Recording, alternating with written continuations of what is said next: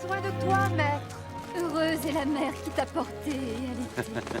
Heureux plutôt ceux qui écoutent la parole de Dieu et qui l'observent.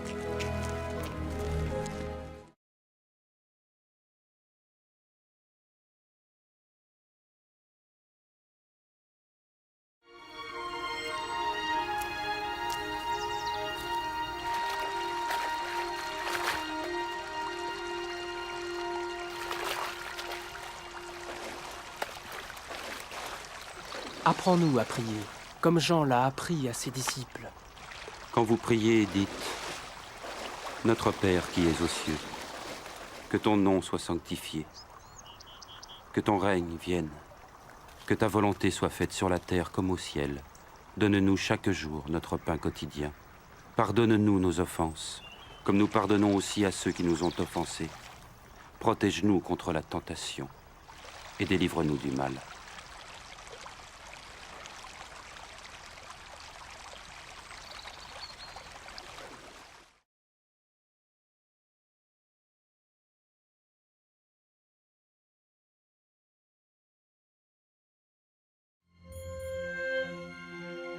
Dans les Saintes Écritures, Dieu déclare que le Messie viendrait pour être le sauveur du monde. La vie de Jésus prouve qu'il est bien celui dont les prophètes avaient parlé. Ésaïe a prophétisé que la Vierge deviendrait enceinte et qu'elle enfanterait un fils. Des siècles plus tard, la naissance de Jésus accomplissait cette prophétie.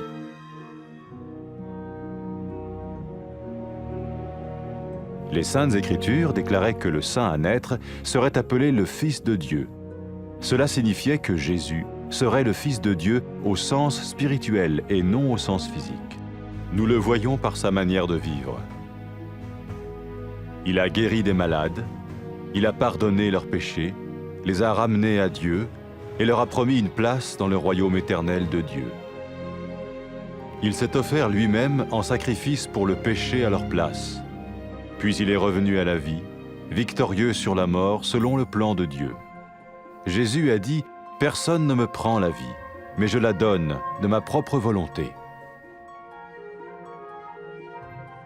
La vie de Jésus n'a pas seulement accompli les écrits des prophètes, mais elle a aussi confirmé la vérité de la sainte parole de Dieu.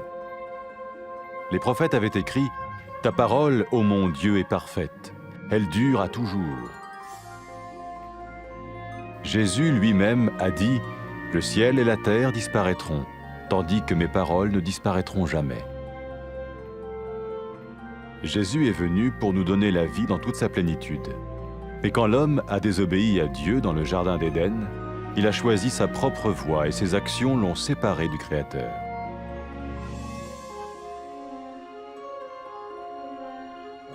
Les Saintes Écritures déclarent que tous ont péché et que le salaire que paye le péché, c'est la mort. Il s'agit de la mort spirituelle, éternelle séparation d'avec Dieu. Mais tout comme Dieu a donné un bélier pour qu'il meure à la place du fils d'Abraham, ainsi il a envoyé Jésus, le Messie, mourir à notre place. Sa vie, sa mort et sa résurrection restaurent la relation entre Dieu et tous ceux qui mettent leur confiance en lui. Maintenant, non seulement Jésus pardonne les péchés de ceux qui le suivent, mais il les sauve aussi du jugement éternel de Dieu. Ils sont sûrs d'aller au paradis et de vivre avec lui pour toujours. C'est cette vie et cette liberté de la culpabilité et du pouvoir du péché que Jésus offre à chacun aujourd'hui. Cela ne veut pas dire suivre une religion, mais choisir d'avoir foi en Jésus qui dit « Je me tiens à la porte et je frappe. Si quelqu'un entend ma voix et ouvre la porte, j'entrerai chez lui. » Cela veut dire se tourner vers Dieu et croire que Jésus vient dans nos vies pardonner nos péchés et nous rendre tels qu'il veut que nous soyons. Il ne suffit pas d'approuver intellectuellement ce qu'il dit, ni de vivre une expérience émotionnelle. Nous le recevons par grâce, au moyen de la foi, par un acte de notre volonté. Lorsque quelqu'un est prêt à suivre Jésus le Messie, il peut lui parler par une simple prière. Peut-être êtes-vous prêt maintenant à ouvrir votre vie à Dieu. Si oui, vous pouvez vous joindre à la prière suivante, silencieusement. dans votre cœur. Seigneur Jésus, j'ai besoin de toi. Merci d'être mort sur la croix pour mes péchés.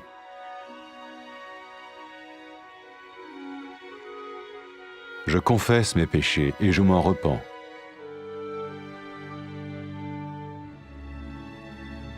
Je t'ouvre la porte de ma vie et je te reçois comme mon Sauveur et Seigneur.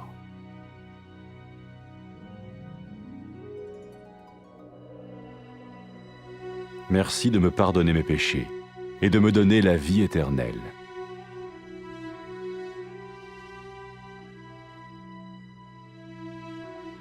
Fais de moi le genre de personne que tu veux que je sois. Maintenant que je deviens l'un de ceux qui te suivent. Amen.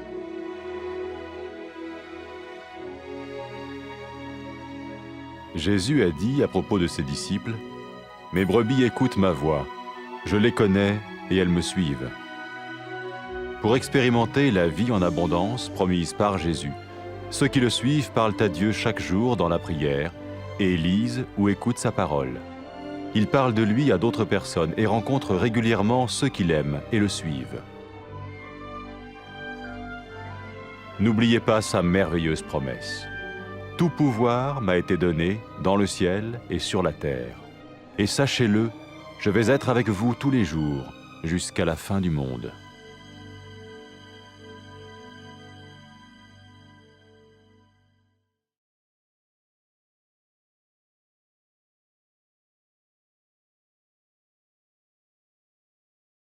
Bilan bo'l Rabbiy.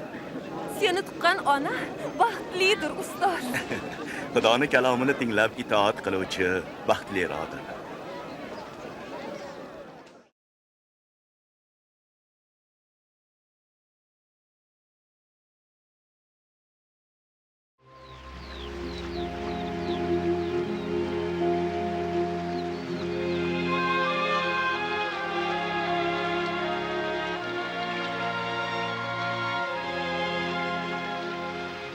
Ustoz, Yahyo o'rgatganday ibodat qilishga o'rgat.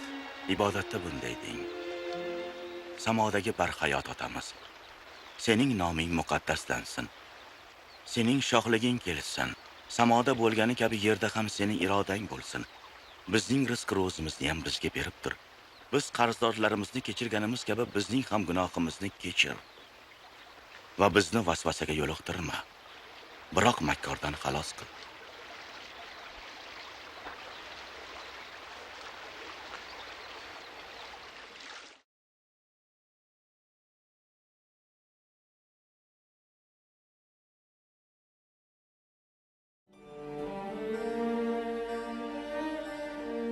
Xudo muqaddas yozuvda Masih kelib olamning qutqaruvchisi bo'lishi haqida gapirgan. Isoning hayoti haqiqatda ham payg'ambarlar bashorat qilgan shaxs o'sha ekanligi haqida bizlarga guvohlik beradi. Ishayyo qiz homilali bo'lg'ay va o'g'il tuqqay deb bashorat qilgan. Bir necha asrlar o'tgach, Isoning tug'ilishi mana shu bashoratning amalga oshishi bo'ldi.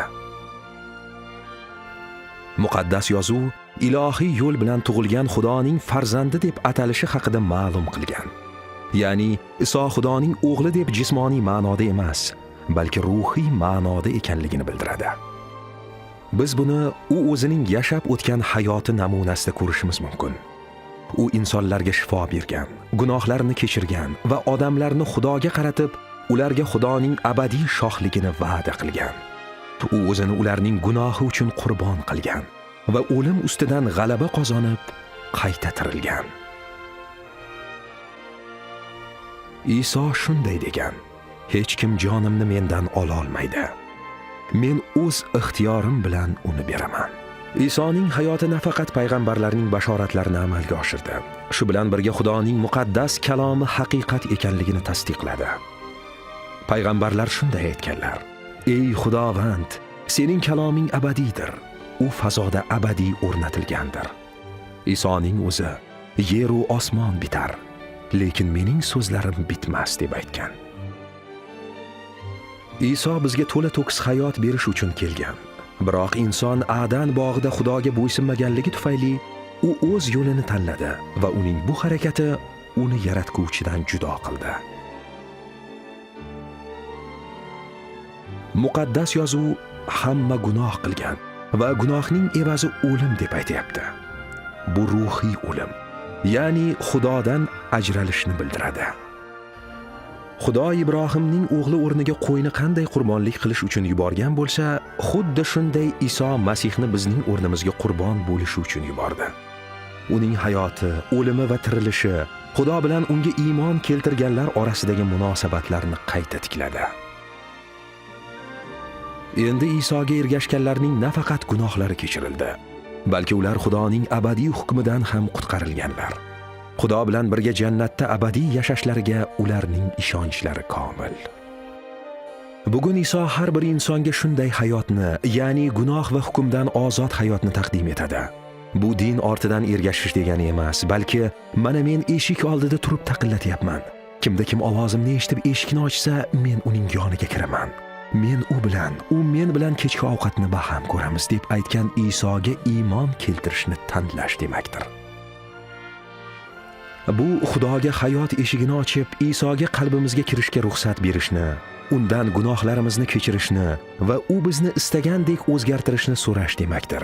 Bu faqat aytilgan fikrlar bilan rozi bo'lish yoki his-tuyg'ularga berilish emas. Biz uni inoyat orqali iymon va irodamiz harakati bilan qabul qilamiz. Iso Masihning ergashuvchilari bo'lishga tayyor bo'lgan insonlar unga oddiy ibodat orqali murojaat etishlari mumkin. Balki siz o'z yuragingizni Xudoga ochib berishga hozirning o'zida tayyordirsiz. Agar shunday bo'lsa, quyidagi ibodat orqali unga chin qalbdan murojaat etishingiz mumkin. Rabbim Iso, men senga muhtojman. Mening gunohlarim kechirilishi uchun xochda jon berganing uchun minnatdorman. Men gunohlarimni tan olib, tavba qilaman. Men senga hayotimning eshigini ochyapman. Seni o'z xaloskorim va Rabbim deb qabul qilaman. Gunohlarimni kechirganing va menga abadiy hayot sovg'a qilganing uchun minnatdorman.